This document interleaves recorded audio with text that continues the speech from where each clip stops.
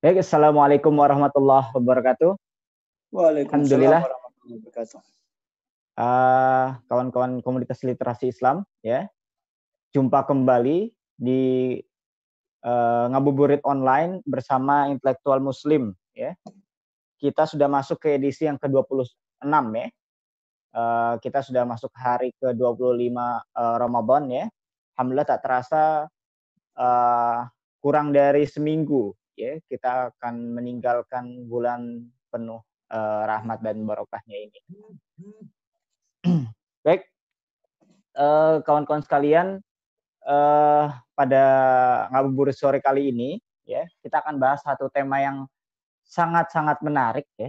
Ini, di tengah kondisi yang apa namanya, eee, ramai gitu ya. Artinya kita tahu bahwa, bulan Ramadan ini kita, apa namanya, mendapatkan atau, ada satu, apa namanya, hal yang ramai gitu ya, artinya adalah ada pandemi, COVID-19 gitu.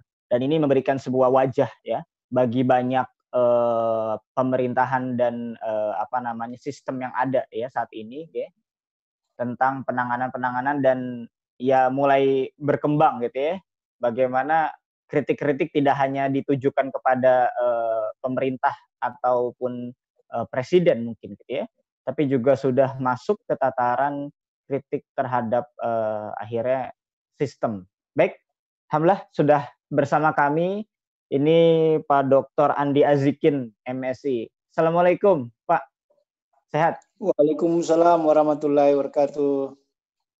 Ya, beliau adalah, Direktur Pasca Sarjana, Magister Ilmu Pemerintahan Universitas Paramita Indonesia, Pak, ya? Ya, betul. Ya. Baik, pada sore kali ini ya, kita akan bahas temanya adalah sekularisme, sosialisme, dan Islam. Mencari sistem pemerintahan terbaik bagi manusia, ya. Ini, satu tema yang, mungkin, apa namanya, sangat-sangat menarik, ya. Gini, Pak, eee saat ini, memang mayoritas gitu ya, ini pemerintahan atau sistem yang ada gitu ya, di dunia ini ya, didominasi oleh sistem, kapitalisme sekuler gitu ya, yang mana ini berbentuk, demokrasi pemerintahannya gitu ya. Nah ini ada satu, apa fenomena menarik menurut, saya pribadi gitu ya, ketika khususnya gitu ya, ketika pandemi COVID-19 ini, ada gitu ya. Ini banyak, suatu analisis-analisis ataupun apa ya, mulai muncul ya. Sebenarnya bagaimana sih sebenarnya pemerintahan yang benar seharusnya gitu ya, apa namanya, menyelesaikan permasalahan gitu dan ternyata banyak faktanya gitu, ini mulai agak kacau nih gitu ya. Apa namanya, baik itu pemerintahan yang ada maupun, sistem yang sekarang berjalan gitu ya, ini rasanya kok tidak, bahkan ada di sisi kemanusiaan pun rasanya sulit gitu ya. Ini malah lebih diuntungkan ekonomi dan sebagainya ya, tak terkecuali juga di Indonesia gitu ya, Pak, ya. Nah, sebenarnya, apa namanya, kalau Bapak melihat gitu ya tentang, fenomena yang saat ini terjadi itu, bagaimana nih, Pak? Ya, terima kasih, kesempatan yang diberikan kepada saya untuk ikut, dalam kegiatan ngabuburit ini ya. Pertama-tama mari kita panjatkan puji syukur kehadirat Allah Subhanahu wa taala. Alhamdulillah pada hari ini kita masih diberi kesehatan, sehingga kemudian kita bisa bersilaturahmi, kita bisa share dan menuntut ilmu dalam kondisi walaupun dalam kondisi Covid seperti ini. Sebagaimana tadi disampaikan tema untuk diskusi kita kali hari ini tentang bagaimana fenomena pemerintahan dalam kondisi pandemik, tentu kita berharap kita sebagai orang awam pada umumnya atau masyarakat pada umumnya, tentu kita berharap masyarakat itu untuk hadir dalam menyelesaikan semua persoalan yang ada. Baik harapan masyarakat itu pemerintah bisa membantu masyarakat yang terdampak COVID, misalnya dalam hal bantuan sosial, ya, ataupun kebutuhan masyarakat dasar lainnya, maupun masyarakat berharap kemudian pemerintah bisa melahirkan kebijakan yang betul-betul bisa menjamin keselamatan dan kesehatan masyarakat. Karena kenapa kemudian masyarakat ini sangat berharap kepada pemerintah yang bisa menyelesaikan masalah yang dihadapi saat ini? Karena pemerintah itu adalah suatu otoritas, sesuatu yang lembaga yang memiliki otoritas untuk membuat kebijakan. Tidak ada lembaga lain atau institusi lain selain pemerintah yang punya otoritas, yang otoritas itu membuat kebijakan untuk ditaati atau dilaksanakan oleh masyarakatnya. Pemerintah juga punya lembaga birokrasi yang bisa mengimplementasikan kebijakan yang dibuat oleh pemerintah. Termasuk pemerintah juga memiliki sumber daya, baik sumber daya manusia maupun sumber daya materi uang misalnya, untuk kemudian bisa mengimplementasikan kebijakan itu, sehingga kemudian harapan itu sangat besar sekali terhadap kehadiran pemerintah. Ya, yang kedua, antara pemerintah dan diperintah ini kan sesuatu yang hubungan saling membutuhkan, ya. Masyarakat membutuhkan pemerintah seperti yang saya jelaskan tadi, dan sesungguhnya juga pemerintah juga membutuhkan masyarakat. Tidak ada pemerintahan yang bisa berjalan baik tanpa dukungan masyarakat. Sehingga kedua belah pihak ini, antara pemerintah dan diperintah itu seharusnya itu bisa saling bekerja sama, saling membutuhkan, bahkan kalau perlu saling mendoakan, saling membantu dan seterusnya. Sehingga kemudian hubungan antara pemerintah dan diperintah ini itu bisa bersama-sama menyelesaikan masalah ini. Tentu dalam peran dan posisi yang berbeda. Masyarakat sebagai orang yang diperintah dan pemerintah adalah pihak yang memiliki otoritas untuk membuat suatu kebijakan. Itu yang dari konsep pemerintahan seperti itu. Tapi tentu kalau kita lihat realitas yang terjadi, banyak kemudian yang seharusnya dilakukan pemerintah tetapi tidak dilakukan pemerintah. Bahkan kemudian pemerintah membuat kebijakan yang justru kebijakan itu menjadi beban masyarakat. Padahal seharusnya kebijakan itu solusi terhadap masalah yang dihadapi. Ini yang kemudian perlu kita akan diskusikan lebih dalam lagi.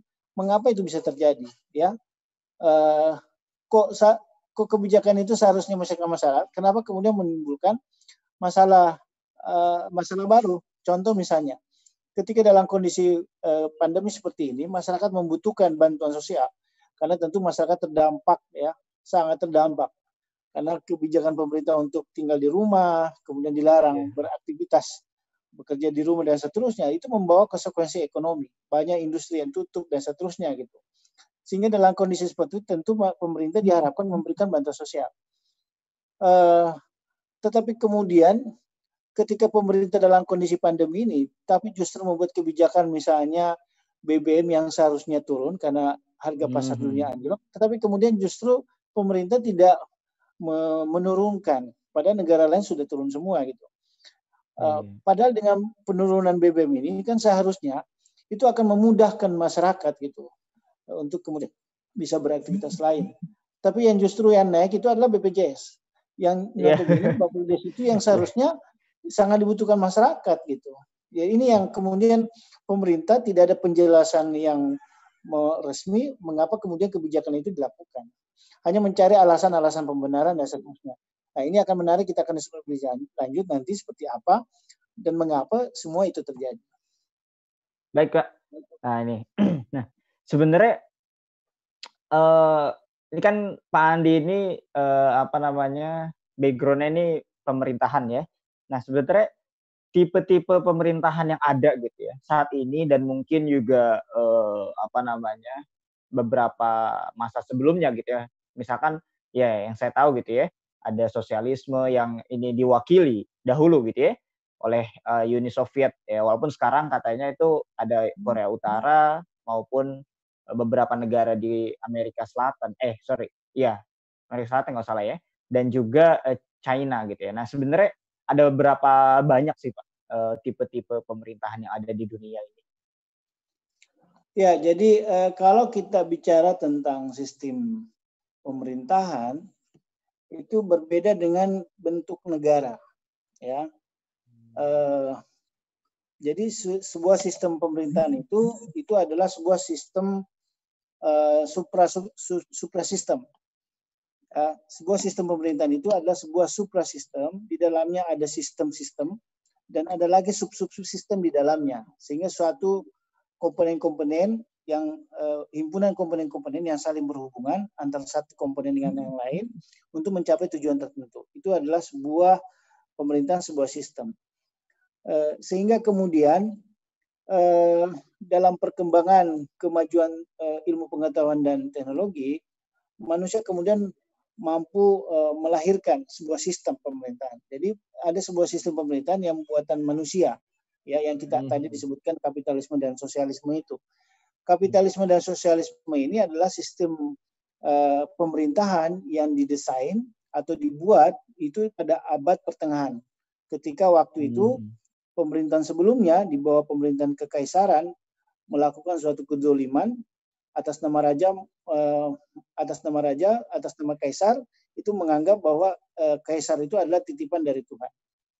Tetapi dalam realitanya pemerintahan kaisar ini bagi orang cendekiawan menganggap bahwa suatu kezoliman. Dia hanya mengkultuskan kaisar sebagai utusan Tuhan, tetapi kebijakannya itu tidak memihak kepada rakyat. Sehingga para cendekiawan pada awal pertengahan itu, khususnya di Eropa, lalu kemudian merumuskan bagaimana kemudian kekaisaran ini, sistem pemerintahan kekaisaran ini, itu mereka kritik, lalu kemudian menganggap bahwa kekaisaran tidak lagi cocok untuk dijadikan suatu sistem yang mengatur kehidupan masyarakat. Maka lahirlah konsep sistem kapitalisme dan sosialisme. Kapitalisme itu tidak lain adalah sistem sekularisme yang memisahkan agama dari kehidupan. Karena dulu sebelumnya antara pemuka agama dan kaisar itu adalah satu kesatuan. Sehingga kemudian pada cendekiawan pada waktu memisahkan, ya, cendekiawan yang akan mengurusi urusan berpemerintahan atau bernegara, sedangkan Romawian hanya mengurusi agama, sehingga kemudian terpisahkan. Agama tidak boleh lagi dipakai dalam kehidupan berbangsa dan bernegara. Agama hanya urusan pribadi. Yaitulah kemudian lahir konsep sekularisme tadi atau kapitalisme tadi. Di sisi lain, pada saat yang bersamaan juga ada yang mempunyai aliran tersendiri yang menganggap bahwa agama itu justru jadi candu bagi kehidupan. Maka lahir konsep sosialisme, puncaknya adalah ateisme, yang menganggap bahwa konsep agama itu adalah rancu bagi kehidupan. Sehingga kemudian agama tidak boleh hadir dalam mengatur kehidupan manusia, baik secara individu maupun dalam kehidupan berbangsa dan bernegara.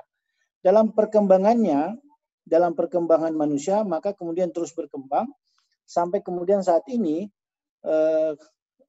ideologi kapitalisme dan sosialisme yang buatan manusia ini terus berkembang sampai di abad ke-20 ini. Yang realitasnya untuk saat ini kapitalisme lah yang mendominasi dunia, ya, yang kemudian mengatur kehidupan secara global. Mata uang dolar dipakai, sistem ekonomi liberalnya kemudian dipakai sebagai standar perdagangan internasional, ya, kemudian sistem pemerintahan yang sistem demokrasi kemudian standar sebuah pemerintahan yang dianggap baik dan seterusnya. Kenapa? Karena kemudian ideologi kapitalisme yang mendominasi dalam pergaulan politik internasional. Itu yang realitasnya yang terjadi saat ini. Tapi sebetulnya sebelum dua ideologi ini hadir pada abad ke-6, ya, itu Islam juga suatu diterapkan sebuah konsep ideologi. Jadi Islam itu bukan hanya sebuah konsep agama yang hanya mengatur kehidupan manusia dengan Tuhannya, tapi kemudian juga Islam punya konsep ideologi atau konsep yang mengatur kehidupan manusia antar manusia, ya, mengatur tentang ekonomi, politik, dan sosial. Bahkan kemudian konsep ideologi Islam ini yang dibawa oleh baginda Rasulullah SAW abad ke-6 ini, yang diterapkan dalam negara Madinah, negara Islam pertama, kemudian dilanjutkan para sahabat Khulafaur Rasyidin, ya, sampai kepada masa Utsmaniyah itu abad ke-19. Jadi 13 abad ideologi Islam ini juga pernah berkembang. Sehingga kemudian dunia ini melahirkan konsep 3 ideologi besar, yaitu kapitalisme, sosialisme, dan Islam itu sendiri. Walaupun kemudian realitas saat ini ideologi Islam tetap ada, tetapi tidak menjadi diemban sebuah negara. Sejak runtuhnya Khilafah Utsmaniyah pada tanggal 3 Maret tahun 1924. Sejak itulah kemudian Islam tidak lagi menjadi ideologi sebuah negara, sehingga kemudian pengaruhnya tidak sebesar ketika Islam menjadi diemban oleh sebuah negara. Beda halnya dengan kapitalisme dan sosialisme, ya, walaupun misalnya sosialisme Uni Soviet yang kemudian runtuh tahun 1991, tetapi kemudian masih ada negara lain yang menerapkan sosialisme sebagai ideologi negara, misalnya Kuba, Korea Utara, bahkan Cina, ya, yang juga mengadopsi ideologi sosialisme. Tetapi kemudian kapitalisme juga yang terus berkembang, bahkan kapitalisme ini sampai saat ini masih mendominasi ideologi global di seluruh dunia untuk saat ini. Ya, ya. Tadi kan sudah dijelaskan ya Pak tentang apa namanya sistem-sistem atau ideologi yang ada di dunia, dan ini membentuk suatu apa namanya corak ya dalam satu pemerintahan gitu ya, baik itu Islam, kapitalisme maupun sosialisme. Nah, sekarang ini apa namanya, menurut saya melihat gitu ya, ini perkembangannya ini terutama antara sosialisme dan kapitalisme ya. Dan kalau misalnya kita jadikan titik fokus itu adalah kapitalisme gitu ya, itu ternyata banyak konsep-konsep yang ada ya di ideologi sosialisme ya, misalkan pembagian apa namanya bantuan, kemudian intinya bagaimana negara itu memberikan secara langsung barang-barang kepada masyarakat ketika satu kondisi gitu ya. Nah ini ternyata di beberapa negara kapitalisme ini banyak terjadi gitu. Artinya konsep sosialisme ini diambil gitu ya oleh beberapa negara kapitalisme yang ini dilakukan dan diterapkan gitu. Tapi mereka tetap membawa nama ya atas nama kapitalisme itu gitu. Nah, sebenarnya menurut Pak Andi ini ada fenomena apa gitu dari adanya pencampuran-pencampuran itu gitu antar Ya. dua terutama antara tadilah sosialisme ke apa namanya ke kapitalisme itu gitu. Ya. Ya, sebetulnya kedua ideologi ini, kapitalisme maupun sosialisme, kedua-duanya memiliki kelemahan, sehingga kemudian mereka saling melengkapi atau saling menutupi kelemahan masing-masing. Jadi bukan hanya sosialisme yang dipakai oleh kapitalisme, bahkan sebaliknya juga sosialisme juga memakai konsep sebagian dari kapitalisme. Contoh misalnya Cina. Cina itu sistem politiknya tetap sosialisme, tetapi kemudian ekonominya itu menerapkan kapitalisme. Bahkan kemudian banyak yang mengatakan bahwa Cina itu sebagai negara ideologi baru yang kemudian mengadopsi atau menggabungkan dua konsep ideologi kapitalisme dan sosialisme, sehingga kemudian kita lihat bagaimana kemudian Cina mampu melejit ya dari sisi ekonomi maupun pengaruhnya dalam dunia internasional. Bahkan kemudian bisa mengimbangi Amerika yang memiliki kapitalisme global saat ini gitu. Demikian pula Amerika yang kapitalisme sudah banyak kritikan ataupun masalah yang terjadi secara internal dalam kapitalisme negaranya, sehingga kemudian mengadopsinya dengan sebagian konsep sosialisme. Itu yang terjadi secara ini, karena kedua-duanya kedua ideologi ini memang memiliki cacat bawaan gitu ya. Dari sononya memang sudah seperti itu. Lalu kemudian apa yang menjadi kelemahan atau kekurangan daripada kedua sistem ideologi ini, kapitalisme dan sosialisme ini? Yang pertama, kedua ideologi ini, kedua-duanya memiliki asas yang lemah, ya. Jadi akar dasar fondasi membangun sebuah peradaban masyarakat yang kapitalis dan sosialis itu lemah sekali. Kenapa lemah? Karena ide daripada kedua ideologi ini adalah ide buatan manusia, ya. Konsep-konsep kapitalisme dan sosialisme itu betul-betul hasil pemikiran manusia yang melahirkan konsep ide yang melahirkan sekularisme atau yang tadi saya jelaskan memisahkan agama dan kehidupan, dan sosialisme yang kemudian menafikan agama sama sekali. Sehingga dengan dasar asas itu, ketika ingin membangun peradabannya, maka yang muncul adalah berdasarkan asas tadi, yaitu bahwa kapitalisme didasarkan kepada asas materialistik, ya, karena tidak ada nilai-nilai ruhiyah di sana, tidak ada nilai-nilai keagamaan yang diberlakukan kepada masyarakat, hanya sifatnya individual semata nilai agama itu, sehingga dalam pengaturan masyarakat itu sangat jauh dari nilai-nilai keagamaan, nilai-nilai ruhiyah gitu. Demikian pula dalam sosialisme sama sekali menilaikan nilai agama sehingga kemudian manusia itu dianggap materi. Ya, nilai-nilai kemanusiaan itu tidak ada sama sekali gitu. Semua kemudian dikuasai oleh negara sehingga rakyat itu tidak punya sesuatu yang tidak lain harusnya melaksanakan apa yang sudah ditetapkan oleh pemerintah. Dia tidak boleh mengkritis pemerintah. Dia tidak boleh kemudian menentang kebijakan walaupun kebijakan itu bertentangan dengan kepentingan masyarakat dan seterusnya. Sehingga kedua sistem ini pasti kemudian tujuan akhirnya itu juga tidak akan memberikan manfaat yang lebih besar, ya. Sehingga yang muncul setelah itu akan lahir kerusakan-kerusakan di mana-mana, ya, dengan ekonomi atau misalnya dengan konsep liberalisme dalam kapitalisme misalnya, maka lahir kemudian sosial budaya masyarakat yang hancur. Bagaimana kemudian kehidupan wanita dan tidak ada batasan antara pria dan wanita, maka lahirlah konsep LGBT. Tidak ada kemudian konsep ekonomi yang lahir, kemudian lahir konsep ekonomi yang liberal, ya, sehingga terjadi persaingan bebas, yang kuat semakin kuat atau yang kaya semakin kaya, yang miskin semakin miskin, ya. Sehingga kemudian yang terjadi adalah penindasan yang kaya terhadap yang miskin. Demikian pula sosialisme, karena kemudian negara tidak bisa dikritisi, kemudian negara yang secara otoriter yang memaksakan kebijakannya, sehingga kemudian partisipasi masyarakat itu sangat rendah. Ya, masyarakat atau dipaksa untuk mengikuti semua agenda itu, sehingga tidak ada ruang masyarakat untuk mengekspresikan aspirasinya, tidak ada kebebasannya di situ, ya, dan seterusnya.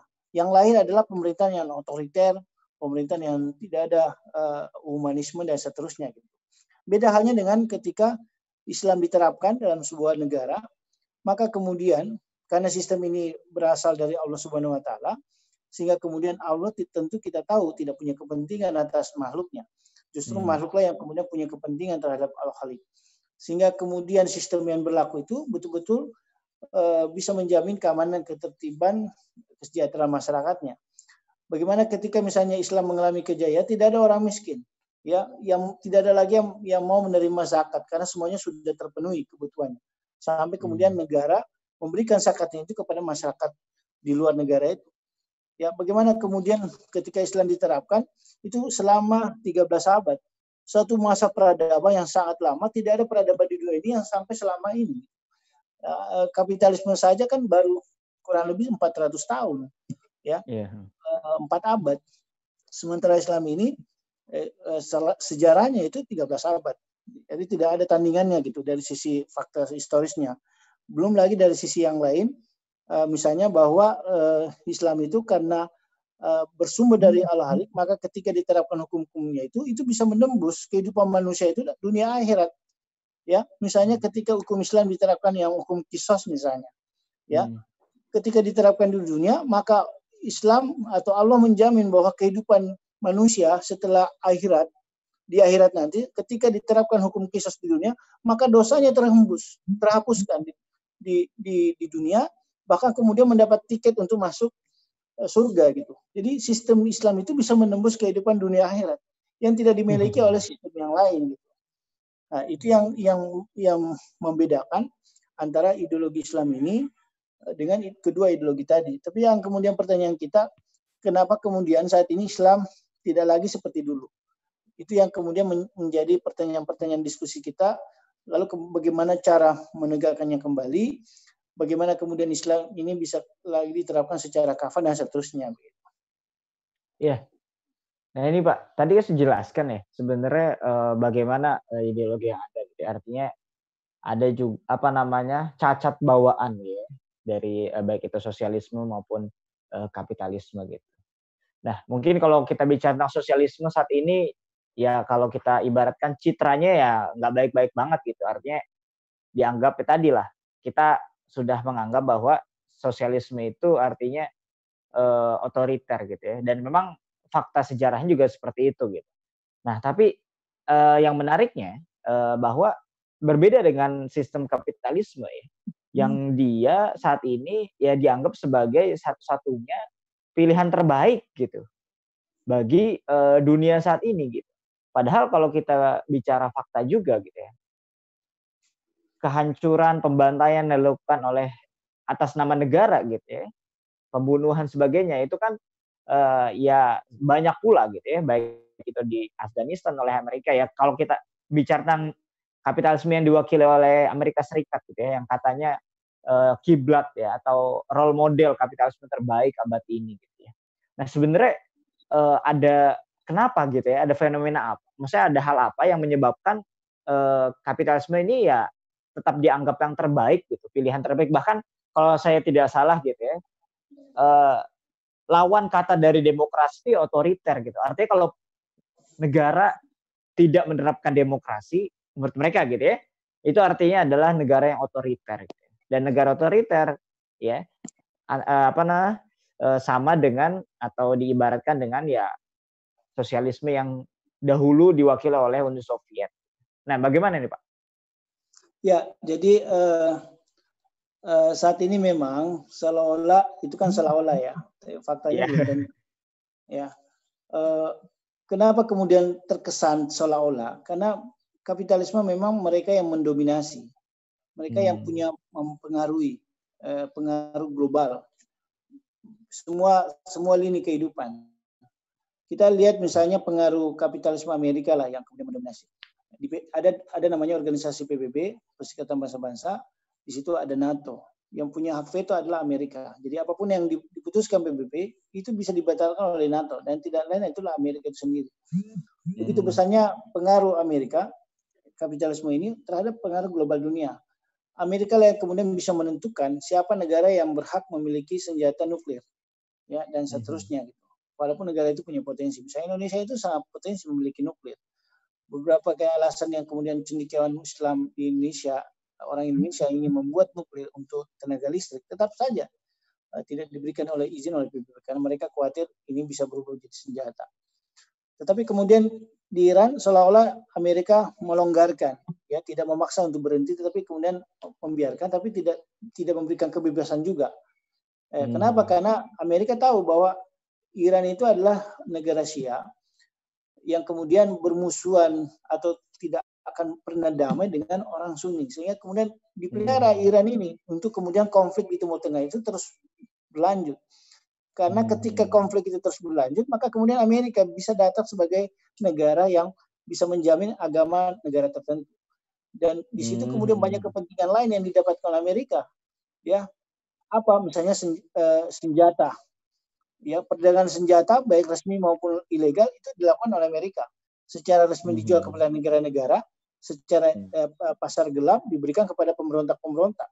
Dan semuanya itu dari Amerika. Kenapa? Karena senjata ini adalah sebuah industri bagi Amerika dan itu sangat besar keuntungan yang diperoleh Amerika. Sehingga tidak akan pernah konflik terselesaikan di sana. Justru dibuatlah konflik terus-menerus supaya kemudian Amerika tetap bisa eksis dan punya pengaruh dan seterusnya. Demikian pula dari bidang ekonomi. Ya, ekonomi selalu akan diterapkan ekonomi global. Supaya apa? Kemudian dolar dipakai standar perdagangan internasional. Ya, kemudian ekonomi bisa mempengaruhi menekan ekonomi lain negara lain, ya dan seterusnya gitu. Demikian pula aspek budaya dan seterusnya. Jadi kenapa kemudian selalu baik? Karena mereka lah yang mendominasi saat ini, walaupun kerusakannya di mana-mana gitu. Kalau saya ibaratkan itu, kalau dalam satu kelas, ya 99% orang gila, hanya 1% yang normal. Tetapi justru yang satu normal itu yang dikatakan gila. Karena dia dikalahkan oleh dominasi yang besar tadi. Nah, itu yang terjadi. Dan ketika itu terjadi, maka yang menjadi korban adalah umat Islam sendiri. Kenapa? Karena umat Islam, termasuk negeri-negeri Muslim, itu hanya objek eksploitasi. Ya, ada istilah bagi mereka itu negara-negara Muslim ini adalah konsep negara ketiga atau negara berkembang. Dia tidak akan pernah didesain menjadi negara maju. Apalagi negara adidaya tidak akan pernah didesain. Kenapa? Karena negara-negara Muslim ini yang kaya dengan kekayaan alam, sumber daya alam yang sangat melimpah, itu adalah sumber pendapatan mereka, termasuk jumlah SDM yang sangat besar. Itu adalah sumber keuntungan yang didapatkan dari kapitalisme ini. Kalau kemudian negara-negara berkembang menjadi negara maju, apalagi negara daya, itu dia kehilangan sumber eksploitasinya. Ya, Jadi kalau sumber eksploitasinya nggak ada, ya apa yang mereka mau eksploitasi? Sehingga kemudian keberadaan negeri-negeri Muslim ini selalu dijaga dalam posisi kadarnya sebagai negara berkembang. Dia tidak boleh naik kelas gitu. Kemudian selanjutnya umat Islam ini supaya tidak maju dan tidak berkembang, lalu dibuatlah koridor-koridor sehingga kemudian Islam terjebak dengan koridor itu. Misalnya politik demokrasi.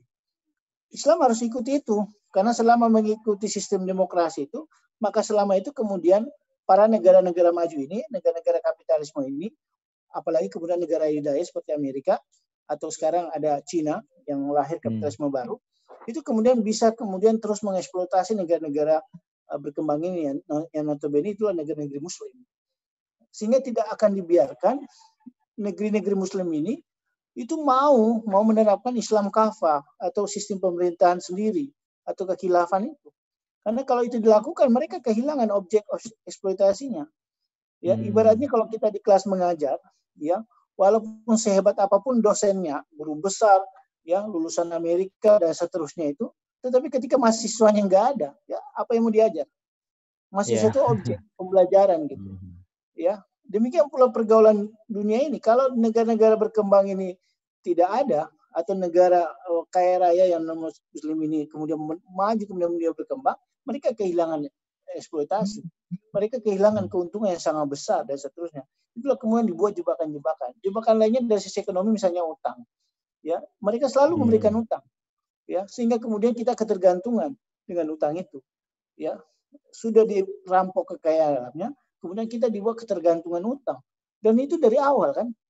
Ya, ketika zaman Orde Baru kita tergantung utang kepada Amerika pada masa Orde Baru 32 tahun itu, setelah reformasi kan sama saja, ya kan, hanya berbeda, tapi substansinya sama, itu ketergantungan terhadap utang. Bahkan kemudian utang semakin besar sekarang ini kan,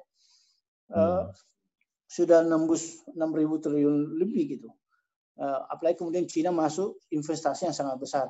Investasi Cina itu bukan gratis, ada konsekuensi yang harus diberikan kepada Indonesia. Nah, itu yang terjadi. Kenapa kemudian seolah-olah kapitalisme itu hebat? Yang menjadi menarik lagi sebetulnya, ya, bagaimana posisi ideologi Pancasila, ya, yang pergaulan politik internasional itu.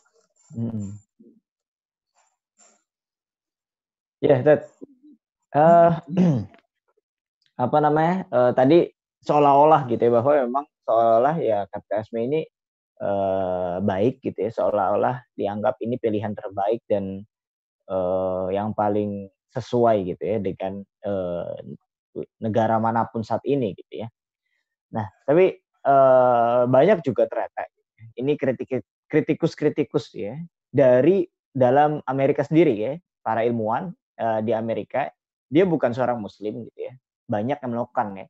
Mungkin salah satunya yang cukup dikenal gitu ya, itu ada Noam Chomsky juga gitu ya, yang dia ini kalau tidak salah gitu ya, ini profesor di MIT gitu ya.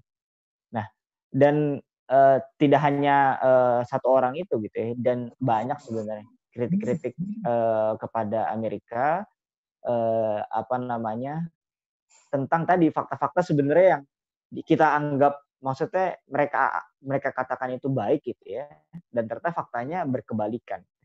Nah, sebenarnya apakah ini termasuk salah satu apa namanya, cacat bawaan yang sebenarnya ya mau ditutupin pun ya bakal kelihatan gitu. Artinya mau dipoles sebaik apapun ya bakal ada orang bahkan dari internal mereka itu yang merasa bahwa sistem mereka itu rusak gitu. Nah, ini bagaimana Pak menjelaskannya? Ya, jadi kerusakan sistem kapitalisme maupun sosialisme itu sebetulnya bukan hanya kita Muslim yang bisa membacanya, tapi di kalangan mereka sendiri itu sudah mengetahui ya kelemahan daripada sistem ini. Di Amerika sendiri itu sudah berapa kali terjadi krisis ekonomi ya, sehingga kemudian itu terus berulang ya, sehingga kemudian kebijakan diganti tetap aja krisis lagi gitu. Bahkan sebagian negara-negara kapitalisme di Eropa misalnya, Inggris sudah menerapkan ekonomi syariah. Ya, itu menunjukkan bahwa mereka melirik bahwa ada sistem ekonomi Islam yang kemudian mereka bisa pakai walaupun tidak seluruhnya. Itu kemudian bisa membantu ekonomi mereka. Gitu. Ya, Sehingga saya punya analisis bahwa itu kejatuhan atau kerusakan daripada sistem kapitalisme ini itu secara alamiah akan runtuh dengan sendirinya. Sebagaimana sosialisme Uni Soviet itu runtuh dengan sendirinya. Kita hanya menunggu waktu saja sebetulnya momen kapitalisme itu jatuh. Bahkan ada yang menduga dengan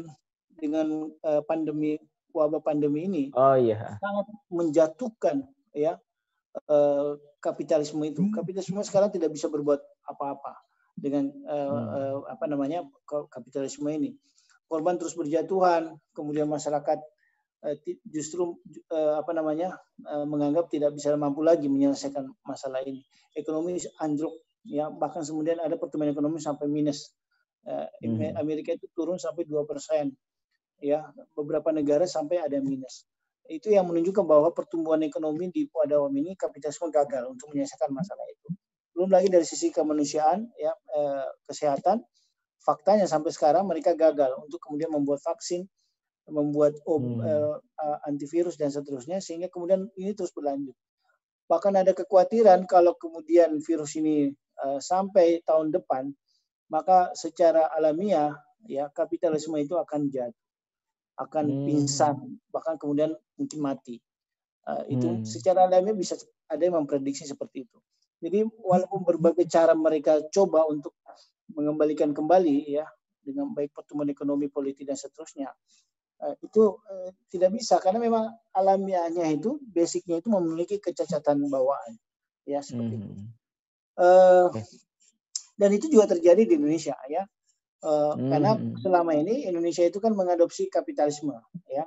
Walaupun beberapa sosialisme juga melekat. Jadi anehnya di Indonesia itu dengan ideologi Pancasilanya itu dia mengambil sesuatu yang bisa dipakai. Ya, contoh misalnya pada zaman Orde Baru yang mendominasi ideologi Pancasila itu adalah sosialisme. Itulah kemudian kenapa pada zaman Orde Lama itu Partai Komunis Indonesia itu bisa hidup. Ya, walaupun bertentangan Pancasila misalnya kan, sila Pancasila itu kan sangat menentang konsep non agama ya, karena kita konsep ketuhanan. Tapi kenapa kemudian di zaman Orde Baru itu, Orde Lama itu, PKI ya bisa hidup resmi, legal, ya? bahkan kemudian ikut pemilu, menang pemilu, peserta pemilu ketiga. Bahkan dalam kabinet itu masuk kabinet PKI. Itu menunjukkan bahkan kemudian Presiden Soekarno membuat kebijakan mengadopsi kepentingan atau aspirasi komunis dengan Nasakom itu. Ya, itu menunjukkan bahwa pengaruh sosialisme komunis pada zaman itu sangat kuat mempengaruhi kehidupan bernegara Indonesia pada masa itu. Demikian pula waktu zaman Orde Baru, Soeharto berkuasa 32 tahun, itu kapitalisme yang mendominasi. Ya, di era reformasi sekarang ini adalah liberalisme, ya, pengembangan daripada kapitalisme, tetapi kemudian Cina juga masuk ingin mempengaruhi sosial politik ekonomi di Indonesia, sehingga kemudian kita berpikir lalu ya Indonesia mana yang lebih Pancasila itu yang mana, apakah masa Orde Baru, Orde Lama, Orde Baru atau reformasi? Itu karena ya, Pancasila itu hanya sebuah simbol ideologi, bukan suatu konsep ideologi yang sesungguhnya, sehingga kemudian itu seperti gelang karet ya, semua bisa masuk gitu ya kan. Sosialisme bisa masuk, kapitalisme masuk, bahkan Islam juga mempengaruhi, mewarnai kehidupan kita berbangsa dan bernegara kan. Undang-undang perkawinan itu mengadopsi dari Islam. Undang-undang warisan itu mengadopsi dari Islam. Ya, bahkan kemudian urusan haji itu diadopsi oleh negara. Bahkan kemudian ada Kementerian Agama dalam ada urusan Dirjen Haji. Itu menunjukkan bahwa konsep Islam diadopsi dalam konstitusi negara kita. Sehingga inilah yang kemudian menjadi warna tersendiri. Ya, penggabungan semua aspek yang ada lalu diterangkan menjadi satu. Iya. Nah, tadi kan kritik-kritik dari internal mereka pun ternyata kembali menunjukkan gitu bahwa ini adalah ya sebenarnya cacat bawaan gitu. Artinya mau ditutupin atau enggak ya tetap akan terlihat dan dengan fakta-fakta yang ada gitu ya. Ini semakin memperlihatkan gitu ya. Bahkan dengan adanya pandemi COVID-19 ini juga banyak prediksi tadi ya bahwa kemungkinan gitu ya baik terutama ya kapitalisme ini yang mendominasi dunia saat ini, bisa jadi ya tadi ya, apa namanya, hancur lah ya gitu ya. Ketika, apa namanya, tahun depan gitu ya, kalau misalkan masih terus nih wabah, apa namanya, pandemi COVID-19 ini.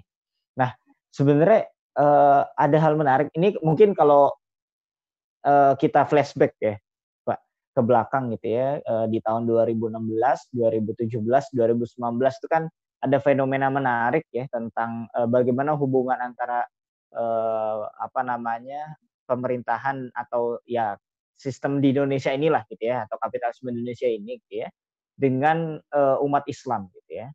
Kita tahu bahwa, ada aksi besar-besaran gitu ya, beberapa sampai, jutaan orang itu turun gitu ya di, Monas gitu ya untuk memperjuangkan hak-haknya gitu ya. Nah, sebenarnya kenapa gitu ya, kalau fenomena yang terjadi itu yang yang sering menjadi korban, artinya yang sering menjadi apa ya istilahnya, kambing hitam ya dari sistem, kapitalisme ini ya umat Islam ya dan agama Islam gitu ya. Ini ada apa sebenarnya gitu? Iya, sesungguhnya antara kapitalisme, sosialisme, dan Islam itu, karena ini adalah suatu konsep ideologi, sesungguhnya tidak bisa bercampur baur satu sama lain. Artinya, yang namanya yang konsep ideologi itu, dia akan selalu berusaha untuk mendominasi ideologi yang lain. Ya, ideologi itu karakter aslinya dia akan ingin selalu mendominasi, ingin selalu besar, mempengaruhi dan menguasai. Itu sesungguhnya hakikat sebuah ideologi. Antara sosialisme dan kapitalisme juga ingin saling terjadi persaingan di sana, ya. Tetapi kemudian ketika mereka atau dua ideologi ini, kapitalisme dan sosialisme, ketemu dengan ideologi Islam, mereka kemudian seolah-olah bisa berdamai, seolah-olah bisa bersatu karena menemukan musuh yang sama, yaitu Islam.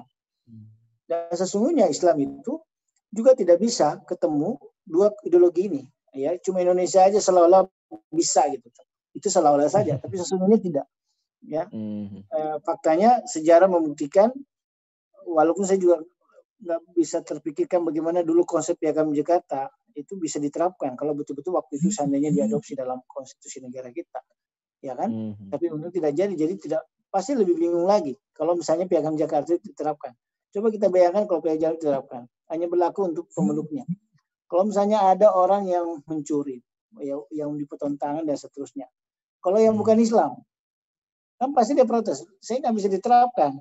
Saya bukan orang Islam. Kan begitu, kan lebih bingung lagi. Nanti berbahaya lagi kan. Kalau begitu kita jangan Islam saja. Mendingan cari amannya. Jadi tidak akan pernah ketemu dua konsep ideologi, ketiga ideologi ini. Malah kecenderungan yang terjadi adalah saling bertentangan satu sama lain. Tetapi kemudian dua ideologi yang ada, kapitalisme dan sosialisme, ketika dia berhadapan dengan Islam, seolah-olah mereka bisa bekerja sama, seolah-olah bisa memusuhi kaum Islam ini. Dan itu yang terjadi di Indonesia, ya. Jadi karena Indonesia ini pengaruh dari kapitalisme dan sosialisme cukup besar, artinya orang-orang yang punya pemahaman sekularisme dan sosialisme itu sangat besar juga. Maka kemudian mereka yang sekarang mendominasi kan, elit-elit politik dan kekuasaan saat ini, mereka yang dominasi. Sehingga kemudian mereka tidak akan pernah memberikan jalan, kemudian Islam ini bangkit. Pasti Islam akan dipersekusi, baik secara personal pribadi maupun kelompok yang menyuarakan Islam. Dia akan cari celah jalan kebagaimana jangan sampai kemudian umat Islam ini yang mayoritas di negeri ini itu memiliki kesadaran politik Islam. Berbagai cara yang dilakukan, maka kemudian mereka mendorong supaya kemudian ini umat Islam bisa dikendalikan, dibuatlah jalur mekanisme demokrasi itu. Di situ ada ruang. Ketika dulu Soeharto tidak memberikan ruang umat Islam, ketika reformasi itu tidak lagi menjadi asas Pancasila sebagai asas tunggal, ya. Karena zaman Orde Baru itu kan semua partai politik harus berasas Islam, asas Pancasila. Tidak boleh ada partai politik yang tidak kemudian tidak boleh berasas Islam. Tetapi setelah reformasi, keran itu dibuka, semua partai boleh tidak harus berideologi Pancasila, berasas Islam pun boleh. Tapi realitasnya kan tidak juga sebesar itu. Partai Islam yang ada di Indonesia misalnya yang di parlemen itu tidak diberi kesempatan untuk menyuarakan Islam kafah. Gitu. Bahkan kemudian ormas-ormas Islam yang sesungguhnya menyuarakan Islam kafah atau memperjuangkan kembali khilafah ini kemudian diberangus, ya, dicabut izinnya dan seterusnya. Tokoh-tokohnya dipersekusi, sehingga tidak memberikan ruang, ya, untuk kelompok Islam ini untuk menyampaikan aspirasi politik yang asli. Kenapa? Karena itu tadi sesungguhnya itu tidak akan pernah bisa hidup berdamai gitu. Yang menjadi pertanyaan kita, lalu kemudian bagaimana Islam bisa keluar dari jebakan ini? Ya, karena kalau tidak ya selamanya itu akan dieksploitasi, selama itu pula umat akan menjadi korban yang tertindas dan seterusnya. Maka tidak ada cara lain, maka kemudian umat harus memiliki sistem politik sendiri, harus memiliki cara hidup sendiri, punya kekuasaan yang kemudian bisa membentengi umat. Tidak lagi kemudian ketergantungan kepada kapitalisme negara lain. Tidak lagi kemudian keamanan negeri-negeri Muslim itu tergantung kepada keamanan dari negara lain. Harus kemudian melepaskan diri itu. Sehingga kemudian umat Islam itu memiliki kesadaran politik untuk kemudian bangkit, untuk kemudian mewujudkan kembali sistem pemerintahannya, mewujudkan kembali sistem politiknya sendiri yang bersumber dari Al-Quran dan As-Sunnah ini. Itu yang seharusnya agenda umat Islam, tidak kemudian ikut dalam agenda mereka. Ikut pemilu, ikut demokrasi, dan seterusnya kemudian. Karena kalau tidak keluar dengan cara itu, maka selama itu kemudian umat Islam akan terombang-ambing. Selama itu pula umat Islam akan terzolimi. Selama itu pula umat Islam akan menjadi objek eksploitasi oleh negara-negara kapitalis. Sementara rezim ini hanya boneka mereka, gitu. Ya, mereka hanya perpanjangan tangan kepentingan mereka. Gitu. Yang bagaimana cara mendudukannya itu dengan cara money politik, ya, atau melakukan rekayasa politik dan seterusnya. Iya, sebenarnya kalau tadi kan Pak Andi sudah banyak sedikit membahas gitu ya tentang ideologi Islam, kemudian pemerintahan Islam, dan bagaimana Islam ini sebagai sebuah pemerintahan yang baik lah gitu. Nah, sebenarnya parameter ya dikatakan satu satu sistem itu baik itu seperti apa gitu Pak? Yang dapat dikatakan itu baik dan ya yang seharusnya sebenarnya menggantikan yang sudah ada sekarang kapitalisme maupun sosialisme itu yaitu Islam. Sebenarnya parameternya itu apa? Ya, yang pertama bahwa tadi kan saya sudah jelaskan bahwa kapitalisme dan sosialisme itu gagal ya membuat rakyat sejahtera karena dia mempunyai cacat bawaan yang memang hanya kedua asas itu hanya mementingkan kepentingan elit. Sementara kepentingan masyarakat sesungguhnya pada umumnya itu hanya bagian dari kekuasaannya itu sendiri gitu. Tidak akan pernah tercapai kesejahteraan yang hakiki kedua ideologis itu. Sehingga kemudian saya mengambil kesimpulan bahwa hanya Islamlah satu-satunya ya sebuah sistem ideologi atau pemerintahan yang kemudian bisa menjamin itu. Pertama secara konseptual bahwa Islam itu bukan buatan manusia. Dia bersumber dari Al-Khaliq, sang pencipta alam raya ini, Allah Subhanahu wa taala. Ketika Allah yang menciptakan, tentu tidak ada kepentingan apapun terhadap manusia itu sendiri. Justru kebalikannya, manusialah yang punya kepentingan. Sehingga kemudian ketika Allah Subhanahu wa taala menurunkan Al-Quran ini sebagai pedoman, petunjuk, maka kemudian manusia kan tinggal mengikuti saja kehidupan berbangsa negara itu. Kenapa? Karena Allah yang menciptakan dunia akhirat ini. Sehingga kemudian wajar mengikuti Al-Quran. Karena yang Al-Quran itu isinya petunjuk bagaimana cara hidup secara pribadi, bermasyarakat, berbangsa, dan bernegara. Ya ibaratnya itu kalau kita beli mobil misalnya, ya Toyota, tentu dalam ketika kita membeli Toyota itu ada buku petunjuknya, ya kan? Ketika ada kerusakan, maka kemudian kita jangan mengikuti petunjuk mobil lain, merek lain, pasti kacau. Maka kalau kita membeli mobil Toyota, maka ikutilah petunjuk mobil Toyota. Maka teknisi-teknisi itu tentu mengikuti bagaimana mekanisme kalau misalnya ada kerusakan dan seterusnya dengan mengikuti pedoman dari mobil yang dibuat oleh Toyota. Dia tidak akan pernah mengikuti model mobil dari merek lain, apalagi misalnya dari Eropa, BMW, ya dan seterusnya. Itu karena pasti lain. Nah, jadi ketika sistem itu dibuat oleh manusia, yang kita tahu manusia itu punya sifat yang lemah, manusia itu punya sifat ketergantungan dan kepentingan, pasti akan terjadi konflik, pasti akan terjadi tarik menarik kepentingan dan seterusnya gitu. Sehingga tidak akan pernah hakikat terjadi. Ya contoh misalnya ketika demokrasi yang menyatakan kedaulatan di tangan rakyat. Bagaimana kemudian mewujudkan kedaulatan rakyat? Apakah kemudian wakil-wakil rakyat yang di DPR itu sebagai wujud dari perwakilan rakyat? Tidak juga. Ya contohnya ketika masyarakat saat ini sebagian besar menolak kenaikan BBM atau kenaikan BPJS, tapi kenapa kemudian DPR melegalkan? Kan tidak sejalan apa yang menjadi aspirasi masyarakat pada umumnya, ya dengan keputusan yang mewakili rakyat di DPR. Lalu di mana kedaulatan rakyatnya? Jadi omong kosong konsep ideologi itu. Ya, demikian pula misalnya dalam sosialisme bahwa kekuasaan semuanya dipegang oleh negara yang punya kedaulatan tertinggi. Rakyat tidak ada punya kedaulatan, sehingga kemudian tidak boleh rakyat protes, tidak boleh mengkritisi pemerintah. Kalau tidak, dengan mudahnya kemudian pemerintah menangkap bahkan kemudian menghukum hukuman mati. Pertanyaan kita, ya, pertanyaan kita, apa kewenangan negara bisa mencabut hak-hak rakyat sipil? Ya, apa? Ketika misalnya masyarakat dalam sosialis termasuk ateis, ketika masyarakatnya itu sudah lemah, ya kan, sudah tidak bisa punya produktif lagi, lalu kemudian solusinya negara itu dibunuh, ya, karena dianggap membebani rakyat, ya, karena konsep dan sosialisme itu semua negara yang menanggungnya. Jadi ketika ada masyarakat yang dianggap beban bagi negara, maka solusinya apa? Dibunuh saja.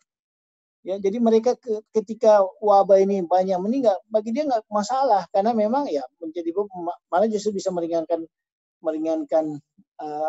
negara dan seterusnya.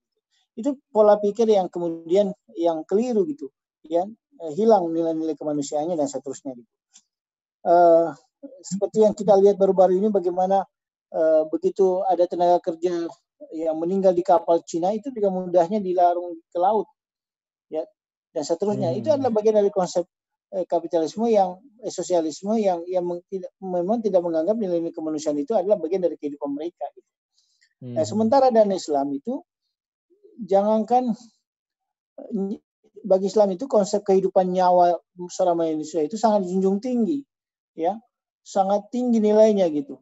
Bahkan dunia ini tidak ada apa-apanya dibandingkan dengan satu jiwa manusia sekalipun gitu. Sangat menghargai nilai-nilai kemanusiaan itu, ya. Bahkan kemudian bukan hanya manusia, seluruh alam ini juga adalah rahmat bagi konsep Islam, sehingga harus dijaga lingkungan dan seterusnya. Tidak boleh mengambil kepentingan ekonomi lalu kemudian menghancurkan lingkungan dan seterusnya.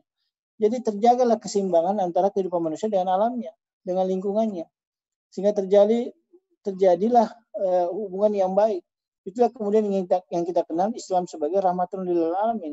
Bukan hanya untuk manusia, tapi seluruh alam ini akan menjadi barokah, gitu, menjadi berkah. Karena memang diatur sesuai dengan aturan yang telah Allah tetapkan, gitu. Bukan mengikuti hawa nafsu, bukan mengikuti kepentingan manusia. Nah, itu yang kemudian mengapa kemudian saya menganggap Islam itu sebuah sistem yang sangat ideal. Yang kedua, selain daripada asasnya yang ciri yang pertama, yang kedua dari sisi aturan, ya. Dalam sistem Islam itu yang aturan yang dipakai adalah aturan Allah Subhanahu wa taala, yaitu Al-Qur'an dan Hadis. Ya. Sementara dalam sistem kapitalisme maupun sosialisme, aturan itu tergantung komitmen, kesepakatan. Ya, kesepakatan rakyat yang kita kenal tadi, kedaulatan rakyat itu melalui wakil-wakilnya di pemerintahan maupun di parlemen.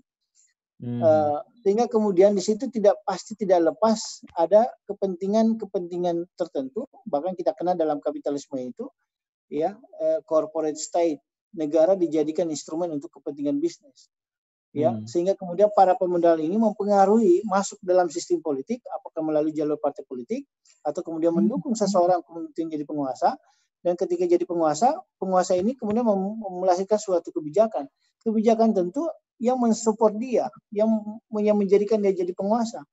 siapa yang tadi kapitalisme itu, sehingga kemudian kebijakannya itu tidak lagi berorientasi untuk kepentingan publik atau masyarakat, tapi kemudian kepentingan itu untuk kepentingan bisnis yang mensupport tadi.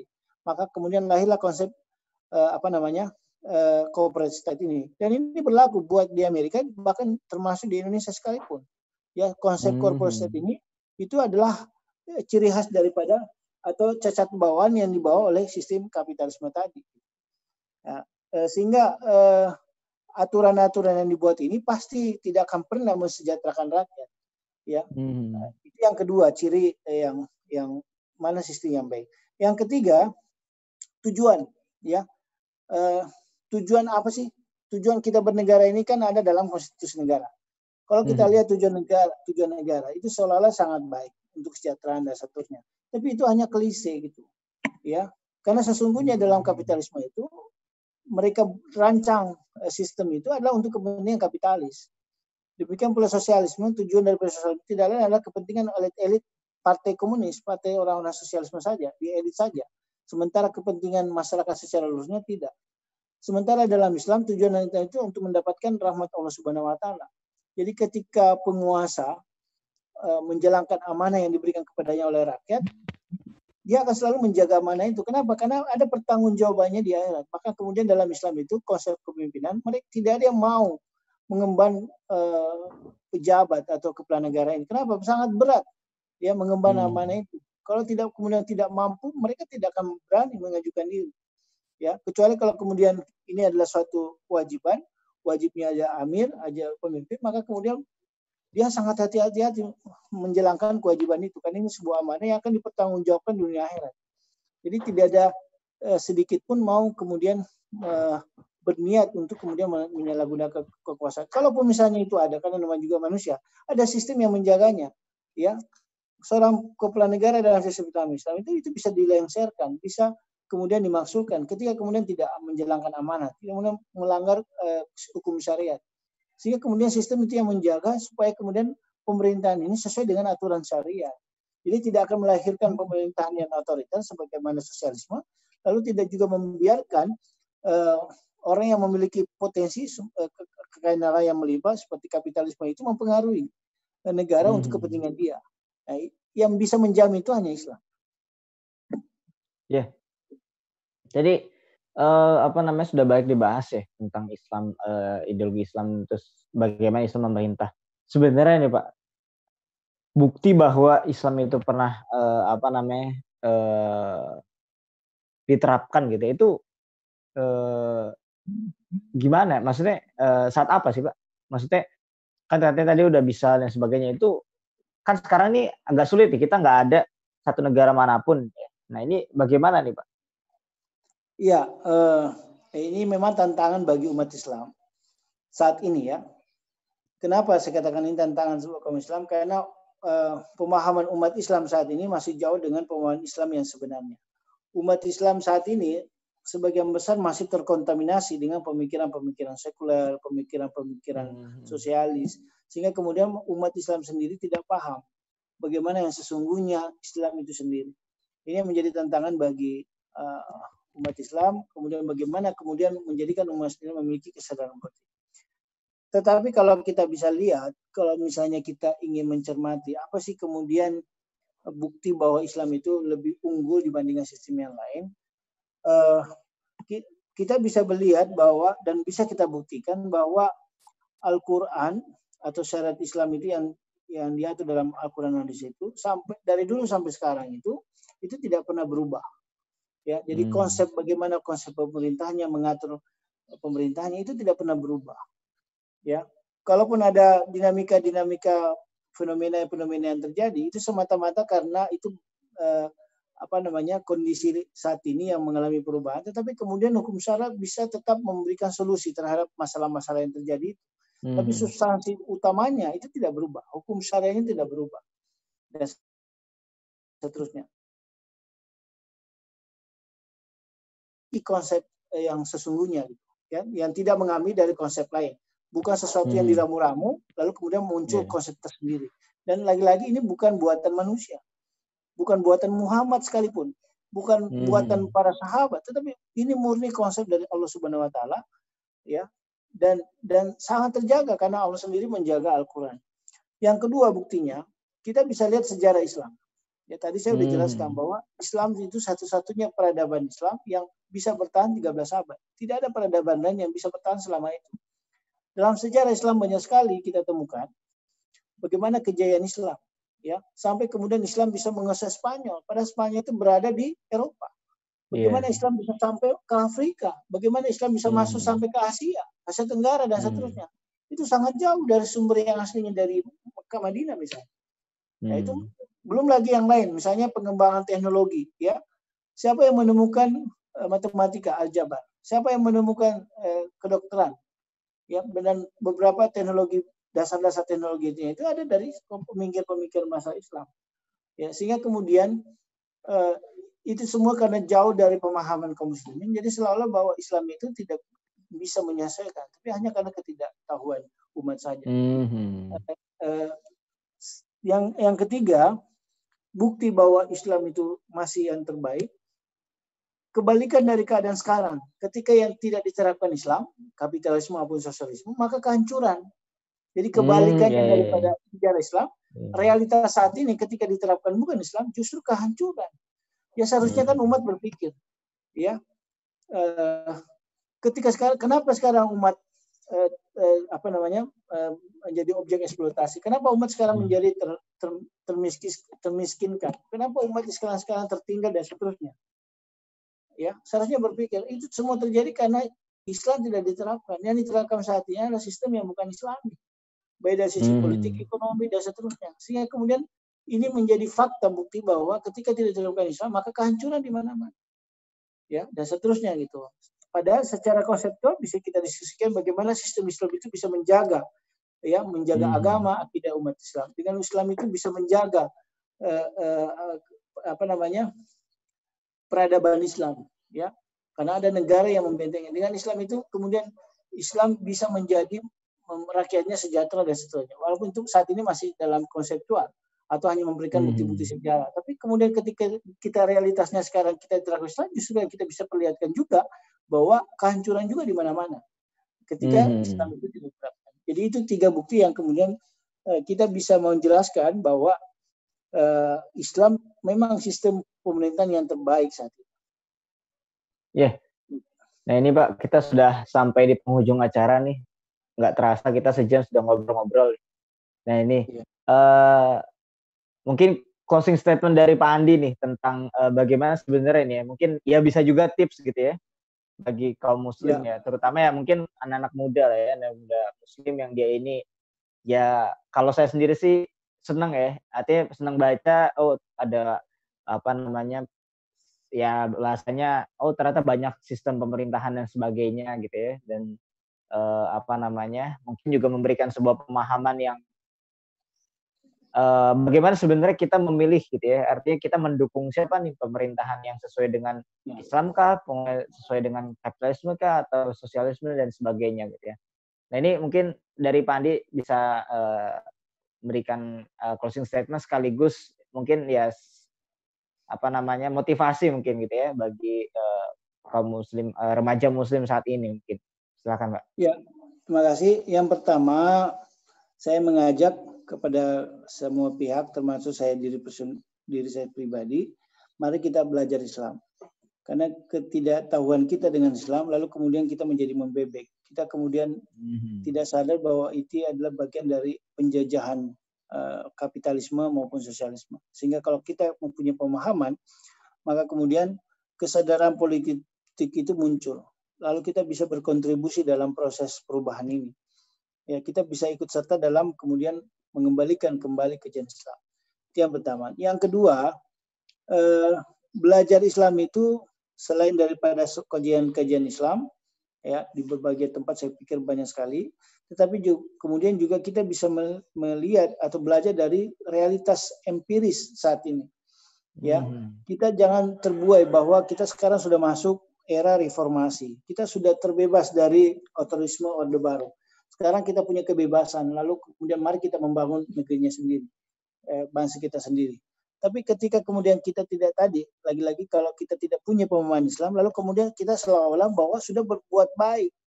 kita seolah-olah sudah melakukan untuk ini membawa pahala, tapi padahal sesungguhnya itu pahala itu atau kebaikan itu bukan diukur dari kita sendiri. Sehingga kemudian pemahaman kita, maka kita harus tahu mana yang harus kita lakukan, mana yang harus tidak. Jangan seolah kita merasa baik, tapi di mata Allah justru tidak ada nilai pahalanya. Ya, banyak umat Islam ini sekarang terjebak, seolah-olah ikut ada seolah-olah sudah religius. Padahal sebetulnya itu nilai kandungan ibadahnya jauh. Maka kemudian saya meminta pada kesempatan ini, maka harus punya ilmu tentang bagaimana konsep Islam itu sendiri. Yang kedua juga punya komitmen, ya, keistiqomahan. Bagaimana kemudian kita selain terus mendalami ilmu ini, kemudian bagaimana kita juga ikut berkontribusi terhadap proses perubahan yang harus dilakukan. Jangan justru terjebak seolah-olah kita sudah melakukan kebaikan, ya, misalnya berjuang dalam demokrasi, padahal sebetulnya tujuan yang dicapai untuk memajukan Islam itu tidak akan pernah tercapai. Ya, jadi selain pemikirannya juga cara, ya, bagaimana memperjuangkan proses perubahan itu harus diketahui. Kemudian yang ketiga, yang terakhir, yang ketiga ini jaga terus keistiqomahan kita ini. Jangan kemudian ketika kita berhadapan dengan suatu tantangan atau cobaan lalu kemudian kita mundur, ya. Justru disitulah kita akan diuji sejauh mana keistiqomahan kita. Allah akan menunggukan, ya, meneguhkan keyakinan kita untuk meraih suatu kemenangan. Apalagi di bulan Ramadan ini, bulan yang penuh berkah ini, semakin kita mendalami Islam, tentu akan semakin mengukuhkan keistiqomahan kita kepada Islam. Jadi walaupun tantangan apa yang kita hadapi, anggaplah itu sebuah ujian dan yakinlah bahwa pertolongan Allah itu pasti akan datang. Jadi jangan cepat menyerah, jangan melihat pesimis, optimis dengan melihat realitas sekarang, tapi kemudian berpikirlah bagaimana kemudian merubah semua itu dengan konsep Islam. Itu mungkin terima kasih kesempatan yang telah diberikan kepada saya. Wabillahi taufiq wal hidayah. Assalamualaikum warahmatullahi wabarakatuh. Waalaikumsalam. Baik, alhamdulillah teman-teman semua, kita sudah selesai, ya, ngabuburit online, ya, bersama Intelektual Muslim, ya, edisi ke-26, ya, sore hari ini. Kita sudah banyak membahas, gitu ya, tentang perbandingan pemerintahan yang ada di dunia dan bagaimana sikap-sikap dan sebenarnya pemerintahan yang model apa, gitu ya, yang sebenarnya diterapkan, ya, atau model seperti apa yang sebenarnya baik untuk diterapkan, ya. Yaitu adalah, ya, pemerintahan Islam, ya, berasal dari ideologi Islam itu sendiri, ya. Baik, teman-teman semua, tetap stay tune, ya, di YouTube Komunitas Literasi Islam. Insyaallah kita akan kembali besok, ya, di jam yang sama, ya. Kita akan bahas materi-materi menarik, ya. Mungkin waktu kita di Ngobim, ya. Ngobim ini sampai akhir Ramadan, ya, tanggal 22 kita terakhir. Ini mungkin nggak lama lagi bisa kita maksimalkan, gitu ya. Dan juga teman-teman bisa menonton, ya, video-video sebelumnya, ya, dari awal, ya, awal Ramadan, gitu ya. Sudah sangat banyak bisa ditonton, bisa diambil hikmahnya. Baik, dari saya host Muhammad Imaduddin Siddiq, saya undur diri. Terima kasih banyak untuk semuanya. Terima kasih juga untuk Pak Andi, Pak, atas kesediaan dan waktunya. Semoga kita tetap sehat, gitu ya, tetap semangat, stay at home, ya, dengan kondisi yang seperti ini, pandemi COVID, ya. Kita beribadah dan beraktivitas maksimalkan di rumah saja, ya, walaupun bisa jadi ada yang harus keluar rumah, tetap jaga protokol kesehatannya, ya. Baik, dari saya cukup sekian. Assalamualaikum warahmatullahi wabarakatuh. Waalaikumsalam.